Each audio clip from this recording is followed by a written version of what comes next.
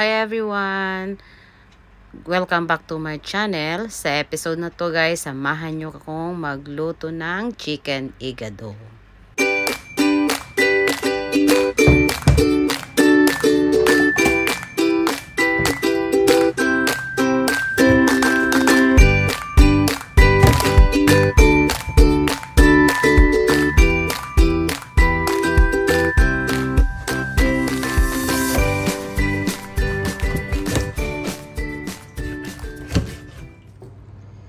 Ngayon naman po, ang susunod natin gawin ay imamarinate na natin yung ating chicken meat.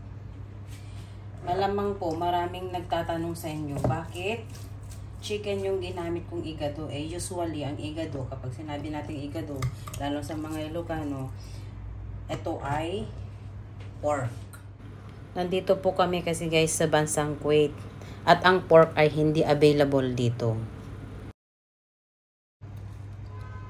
Kaya kami, kung gusto namin mag-ulam ng igado, so kailangan lutuin namin igado yung kung ano yung available dito. Ito ay yung chicken. Ngayon naman, i-marinate na natin ito guys.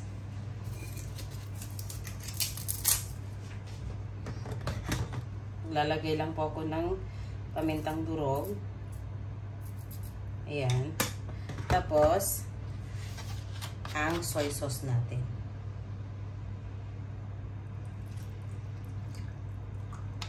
Kontrolado lang po kasi mag-a-adjust naman tayo ng lasa nito pag luto na.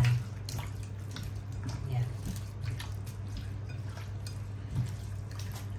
Ganyan lang po.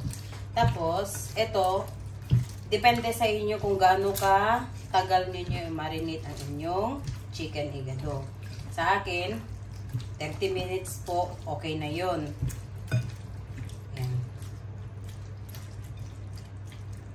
So, ayan lang natin dyan. Set aside natin. Tapos, mag-prepare naman po tayo ng ating mga rekadong gagamitin.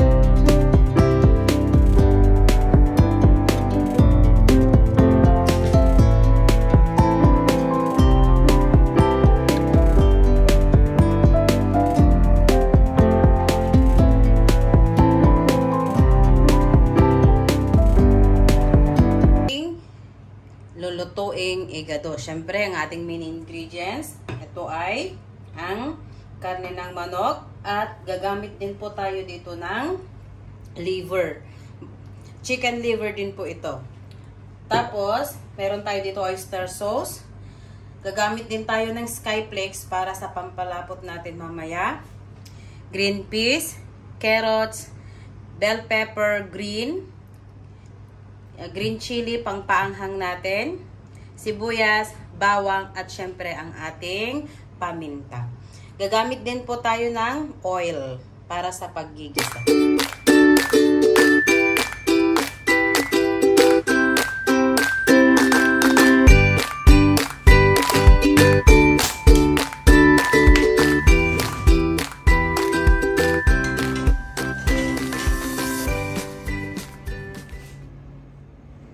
Simulan na po natin ang ating pagluluto.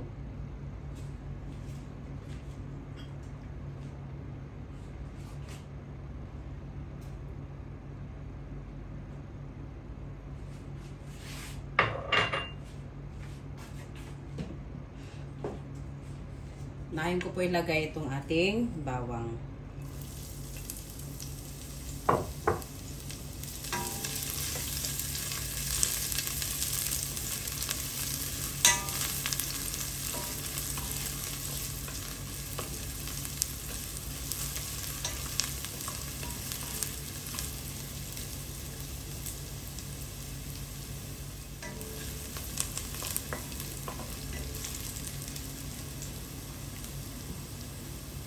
lalagay na rin po natin ang ating sibuyas.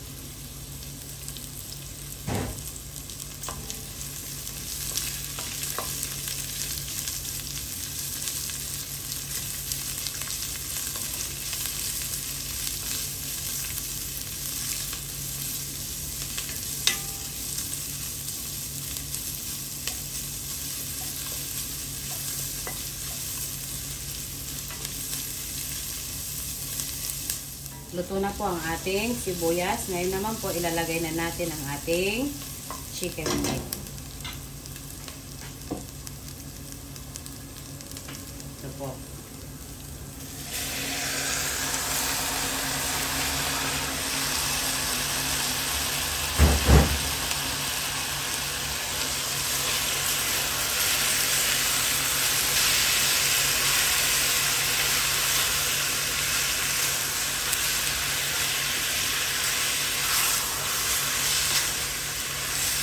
Pagkatapos pong haluin, hahayaan ko lang po ito para mag-release siya ng tubig.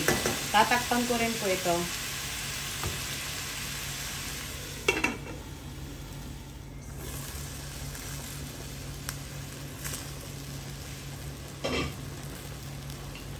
Ito ho, unti-unti na siyang nagre-release ng tubig. Haluin lang po natin, saka natin tatakpan ulit.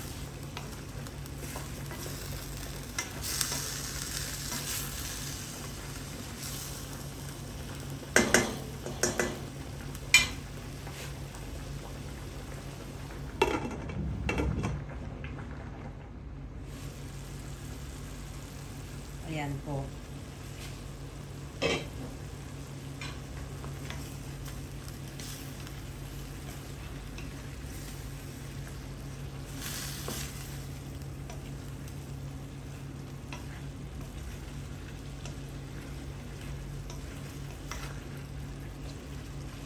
Ngayon naman po, dadagdagan ko lang ng konti yung kanyang tubig para maluto yung ating chicken meat.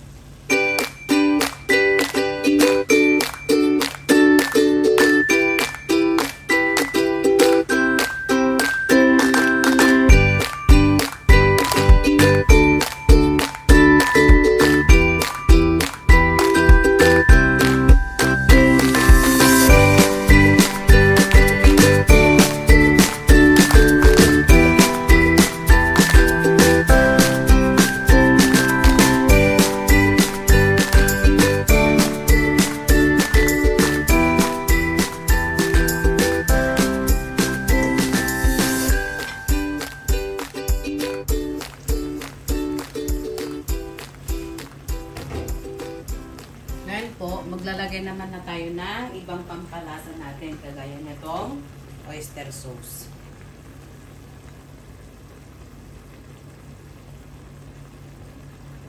Simutin lang po natin, sayang.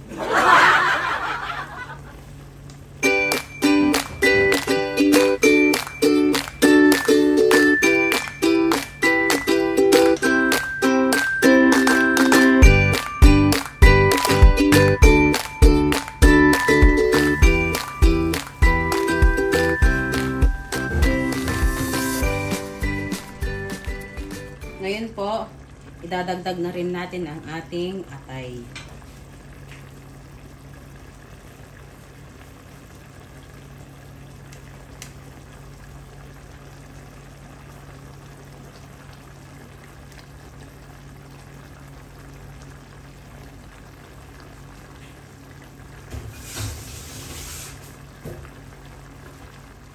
Haluin lang po natin.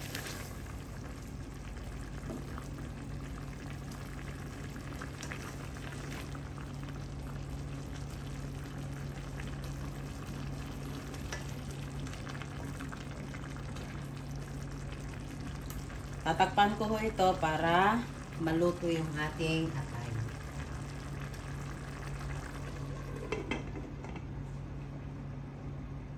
Check natin po ulit.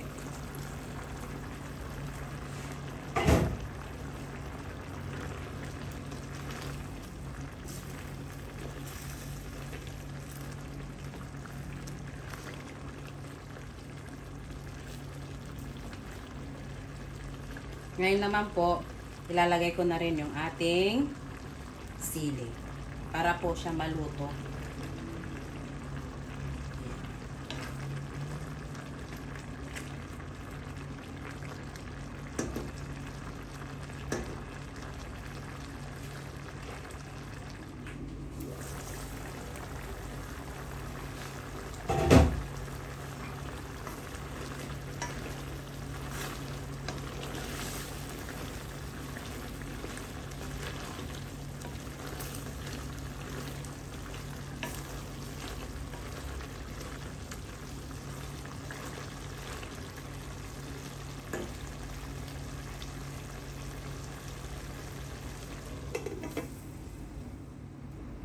Ngayon po, habang pinapalambot na natin ang ating karne, ipe-prepare ko naman po ngayon yung gagawin nating pampalapot mamaya, which is yung Skyflex. Dudurugin ko lang po.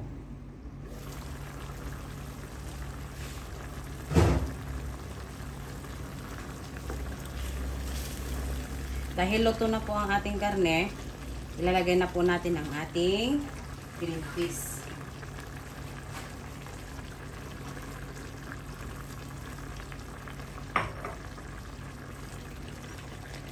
Lulutuin lang po natin ito ng bahagya, pagkatapos isusunod na rin natin yung ibang gulay natin. So after 2 minutes, lalagay na rin po natin ang ating carrots.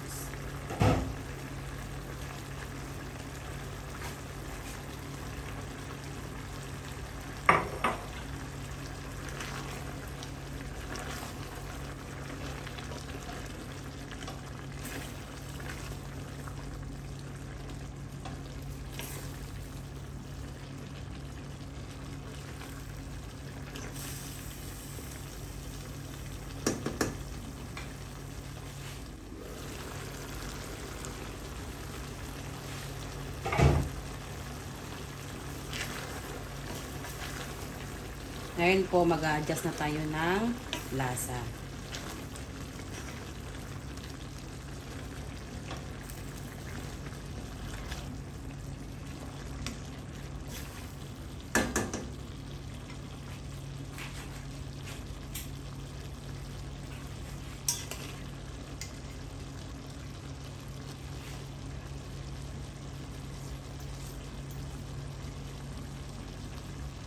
Dagdag lang po ako ng konting asin.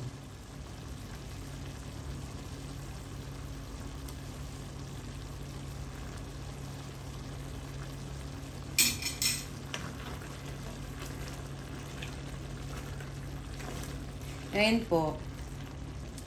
Yung sauce niya, kokonti lang. Dadagdagan ko po ito ng tubig. Ayan po, nadagdagan ko na ng konting sabaw.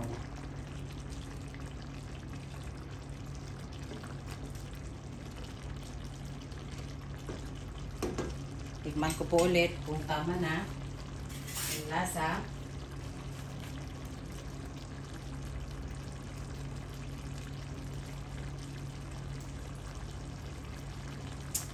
Okay na po. Lalagay na natin ang ating bell pepper.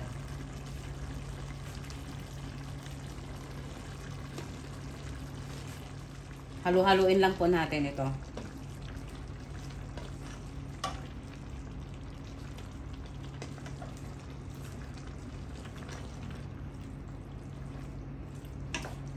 Dahil madali lang naman po maluto yung ating bell pepper, gigilid ko lang po to para ilagay ko na rin yung ating pangpalapot.